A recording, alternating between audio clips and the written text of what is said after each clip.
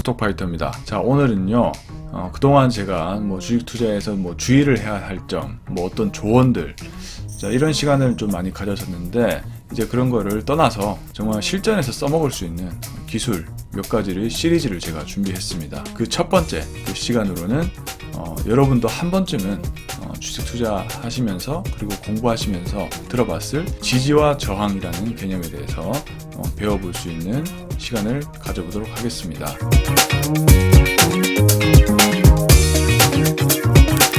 단순히 이 지지와 저항이 어떤 가격대에서 하락하고 어떤 가격대에서 올라가고 이런 개념뿐만이 아니고요. 이런 지지와 저항이 잘 맞기 위해서는 어떤 조건이 필요합니다. 근데 이런 조건들을 잘 설명해 주는 곳은 없는 것 같아요. 그래서 어떠한 조건이 성립이 되었을 때 지지와 저항의 개념이 잘 들어맞는지까지 한번 말씀을 드려보도록 하겠습니다.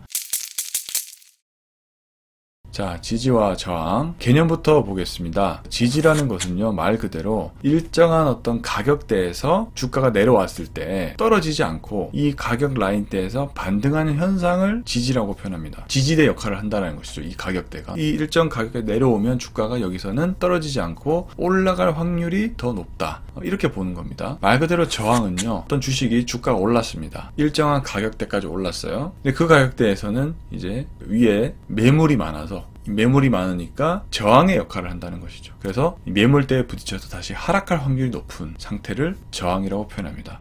이렇게 말만으로는 보기가 어렵기 때문에 그림 몇 가지를 보도록 하겠습니다. 자, 이렇게 보면 이제 개념이 쉬우실 거예요. 저항과 지지는요, 일정한 패턴 그리고 매매의 그런 기록들이 쌓여야 정확하게 나옵니다. 예를 들면 이런 것이죠. 자, 단순히 이 첫 번째 파동에서 저항과 지지를 알 수가 없죠. 왜냐면 여기서 꺾여 내려갔어요. 물론 이제 여기가 저항이 될 겁니다. 1차 저항선. 여기 다시 반등하면 이제 지지가 되는 것이죠. 그런 다음에 주가가 여기서 떨어질 확률이 높은 것이죠. 왜냐면 여기 매물대에서 주가가 올라가지 못하고 떨어졌기 때문에 여기가 저항이 되는 건데, 지금 이 그림에서는 저항을 돌파한 모습이 나오고 있죠. 여기서 다시 떨어졌기 때문에 여기가 2차 저항선으로 나타나 있습니다. 그리고 여기를 돌파를 했기 때문에 추가로 내려갔을 때 여기가 이 저항선이었던 라인이 돌파를 했잖아요. 그러니까 이 라인 때는 지지선이 될 확률이 높다라는 것이죠. 자, 그래서 지지선이라 되어 있고요. 다시 반등을 합니다. 다시 뚫었네요. 저항선이라 치고 다시 내려가면 여기가 지지가 됩니다. 자, 이렇게 항상 주식은요, 데이터가 쌓이면서 저항과 지지가 계속 반복적으로 나타납니다. 자, 이거는 주가가 좀 횡보할 때 나타나는 현상이고요. 추세일 때도 지지와 저항이 있습니다. 추세일 때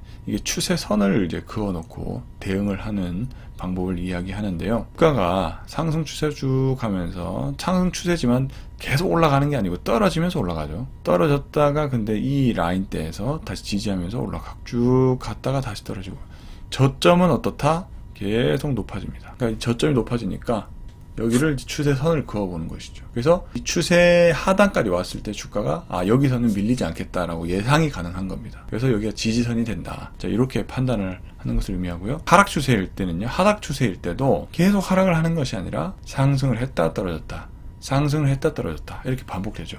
지금의 우리 시장처럼요. 지금은 여러분 베어마켓 랠리라고 부르죠. 베어마켓, 즉 하락장에서의 상승세를 베어마켓 상승세라고 부르는데요. 그때도 이렇게 올라가면서 떨어지고요. 저점이 계속 낮아지는 겁니다. 이렇게 위치로 봤을 때 저점이 계속 낮아지죠. 자, 이때를 하락 추세라고 부릅니다. 올라갔다 내려가고, 이 추세를 못 뚫고 부딪혀서 내려오고, 이게 반복된다는 것이죠. 자, 이게 바로 지지와 저항의 가장 기본적인 개념입니다. 이제 이 개념을 알았기 때문에 나중에 실전 사례를 보면서 더 얘기를 해보도록 하고요. 근데 여러분, 이 지지와 저항이 지금 이렇게 쉽게 차트로 그려져 있지만 실전에서는 반드시 이런 것들이 맞지 않습니다.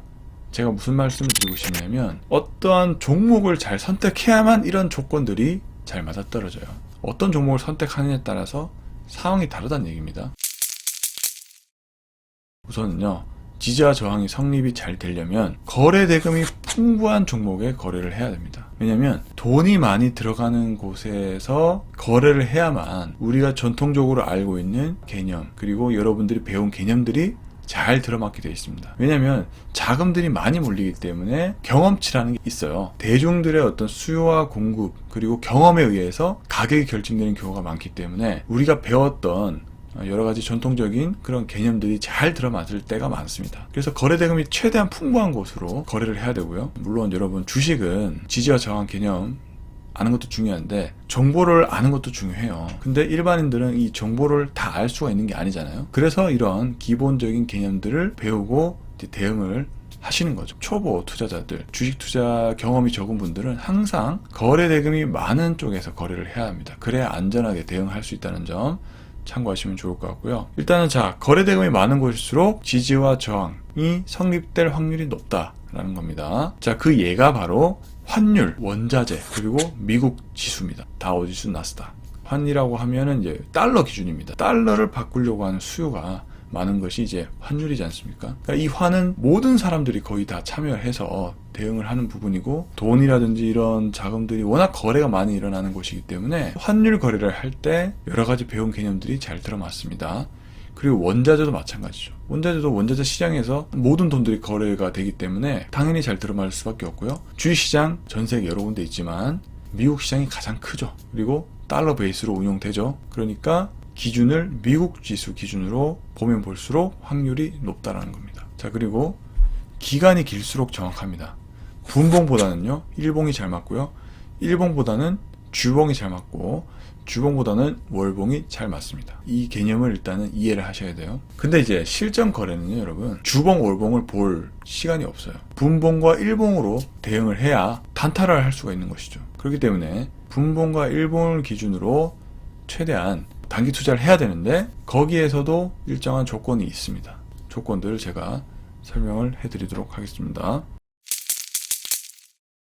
지지와 저항, 실전 활용법에 대해서 일단 알아보는 시간을 가져볼 건데요. 거래대금이 많은 종목 위주로 접근을 해라, 이렇게 말씀드렸고요. 그리고 매매를 하실 때 기본 3분봉이나 5분봉을 참고하시는 게 좋습니다. 그리고 이 분봉이 너무 힘들다, 내가 대응하기 힘들다 하신 분들은 스윙으로 넘어가야 돼요.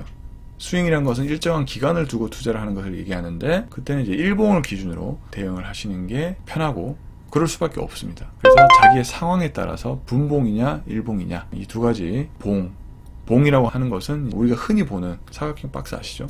그게 일본식 차트라고 하는데, 사각형 박스를 가지고 대응을 하는 방법을 의미합니다. 자, 두 번째는요, 아무 종목이나 선정을 해서는 안 된다는 거예요. 자, 우리가 3박자 매매 배우고 있잖아요. 지금 매주 금요일마다 올려드리고 있는데요. 그 종목들의 기준이 뭐예요? 일단 실적이 좋고 수급이 좋고 차트가 좋은 상태의 종목을 제가 소개를 해드리는 거잖아요. 역시나 지지와 저항에서 조금 더 승부를 정확하게 보려면 기술적으로도 차트적으로도 오르기 좋은 상태의 종목을 골라야 된다는 겁니다. 즉, 오르기 좋은 일봉 기준이 돼야만 접근이 유효하다는 의미예요. 최대한 바닥권에서 올라온다든지, 바닥권인데 주요한 이동평균선을 돌파하는 시점이라든지, 그리고 이격도가 낮은 조건, 이런 상태의 종목을 골라냈을 때 분봉 기준으로 그리고 일봉 기준으로 지지와 저항이 잘 들어맞을 수 있는 확률이 높아집니다. 그렇다면 이제 실전 사례를 한번 볼게요. PC HTS 기준으로 거래 대금이 많은 종목들을 분류를 해놓은 겁니다. 다 검색을 할 수가 있거든요. 자, 이게 두 번째 페이지예요. 첫 번째는 뭐 삼성전자, 뭐 SK하이닉스 이렇게 쭉 있겠죠. 근데 또 너무 대형주로 하면 안 돼요. 너무 대형주는 변동성이 약합니다. 하루에 일중 변동성이 약하기 때문에 너무 대형주로 하면 안 되고, 적절하게 시총이 있으면서 거래대금이 풍부한 종목으로 선정을 해야 합니다. 그것도 결국에는 제가 이렇게 말씀을 드릴 수밖에 없지만은 경험이 많이 쌓여야 해요. 그래야만 종목을 보는 눈도 생기고 어떤 종목을 내가 거래를 해야 될지 빨리 판단을 할 수가 있는 겁니다. 자, 그런 부분까지는 설명만으로, 이론만으로 다 깨우칠 수는 없고요. 무조건 실전 투자를 많이 경험하셔야 됩니다. 그럴 수밖에 없다는 점을 좀 참고를 해 주시면 감사하겠습니다. 자, 그래서 저는 두 가지 종목을 한번 골라봤는데요. 화일약품과 하나솔루션을 골라봤어요. 화일약품 제가 어제 상한가 체크 시간에 말씀드렸던 기업이고요. 하나솔루션은 뒤에 말씀드리겠지만 자리가 아주 좋아서 선정을 해봤습니다. 첫 번째 화일약품부터 볼게요. 자, 화일약품 상한가 이후의 종목 흐름이죠. 자, 왜 상한가를 자꾸 체크를 해야 되냐면, 여러분, 상한가에는 많은 정보가 담겨져 있습니다. 상한가를 갔다는 자체가 일단은 어떤 재료가 있는 것이고요. 그리고 이 종목에 강한 돈이 들어갔다는 겁니다. 상한가에 한번 들어간 이상 돈이 쉽게 빠져나올 가능성은 없어요. 왜냐? 들어간 돈이 있기 때문에 어느 정도 수익을 보고 나와야 될 거 아니겠습니까? 단순히 뭐 5, 6%만 보고 올 가능성보다는 적어도 20%, 30%, 40%, 100% 이렇게 보고 들어온 자금들이 많다는 거예요. 물론 시장이 안 좋으면 칼같이 뭐 자른다든지 그렇게 판단할 수 있을 겁니다. 하지만 웬만해서는 그렇지 않다. 그래서 상한가 체크를 통해서 대세 상승으로 갈 수 있을지를 아니면 스윙으로 끝날 것인지를 판단하는 연습을 해줘야 되는 거예요. 화일약품은 제가 어제도 말씀드렸지만 차트 흐름이 좋은 상황이라고 제가 얘기를 드렸습니다. 그래서 이제 오늘 같은 경우는요, 주가가 초반에 올랐다가 이제 조정을 받고 끝난 상황이고, 일단은 상한가에 들어간 이상 거래 대금이 풍부해집니다. 전보다. 거래 대금이 풍부하다는 건 뭐죠? 참여자들이 많이 거래를 하면서 우리가 생각한 그런 패턴대로 잘 맞을 확률이 높아진다는 겁니다. 자, 일봉은 이렇고요. 현재 화일약품의 분봉을 볼게요. 이게 분봉입니다. 3분봉 기준으로 봤는데요. 자, 제가 이렇게 돼 있죠. 거래가 적은 점심시간을 한번 공략을 해보자. 이렇게 돼 있죠. 제가 전에서 많이 써먹는 방법이에요. 점심시간이 되면요, 다들 밥을 먹으러 가야 되잖아요. 그러면 거래를 하던 사람도 잠시 쉬어가거든요. 근데 기본적으로 거래 대금이 오늘 풍부한 종목들은 점심시간이 되어도 조금 떨어지긴 떨어지지만은 추세가 이탈한다든지 그런 현상은 잘 보이지 않습니다. 오히려 이럴 때 거래가 약하기 때문에 떨어질 확률이 높아요. 그러니까 떨어지니까 저가 매수를 할 수 있는 거죠. 그 다음에 또 점심 이후에는 다시 이 종목의 거래 대금이 늘어날 확률이 높기 때문에 1%나 뭐 1% 미만이나 볼 수 있는 확률이 높아진다는 겁니다. 여기도 보시면 이때가 점심시간이거든요. 여기 이 라인이 쭉 쳐졌다가 안 빠지죠. 가격이 안 빠지지 않습니까? 다 이렇게 지지되잖아요. 이 라인이 다 지지되는 거죠. 그래서 점심 이후에는 올라가죠. 이렇게. 이거 올라갔지 않습니까? 여기서 털었어도 적어도 1% 미만 나오겠죠. 그러니까 이렇게 접근할 수 있다는 겁니다. 이게 바로 상한가 이후에도 계속 그 종목을 체크하면서 봐야 되는 이유고요. 두 번째는 하나솔루션을 보겠습니다. 자, 하나솔루션을 보는 이유는 일단은 펀디멘탈 좋잖아요. 신재생 에너지, 태양광 실적 나중에 좋아지고 글로벌 정책 자체가 친환경이기 때문에. 자, 그렇다는 것은 일단 펀디멘탈로서 합격인데, 근데 지금 차트 상태가 어때요? 일본 기준으로 올랐다 내렸다 올랐다 내렸다, 딱 전형적인 박스권의 지지와 저항의 상태를 보여주고 있는 겁니다. 자, 보시면 하나솔루션은 이 라인 때 46,000원대만 되면 올라가요. 이렇게 지지 이후에 이 동그란 선을 제가 지지선이라고 표현했는데 올라가죠. 올랐다가 또 내렸다가 또 오르고 또 내렸다가 또 오르고, 이 현상이 반복됩니다. 지지와 저항이 계속 반복되고 있죠. 그러니까 여기서 샀으면 여기서 팔면 되는 거고, 맞잖아요.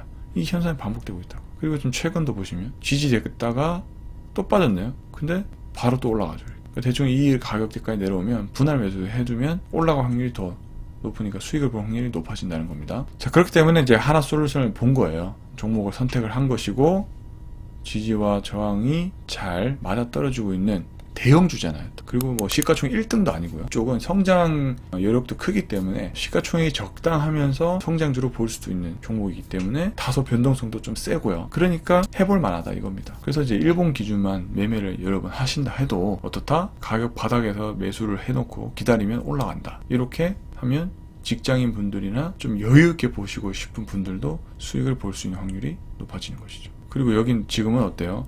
저항, 이 구역 54,000원 라인이 되니까 떨어지죠. 이렇게 여기서도 떨어졌고, 여기서도 못 올라가고 떨어지고, 여기서도 못 올라가고 떨어져, 이 라인에 또 올라가는 거죠.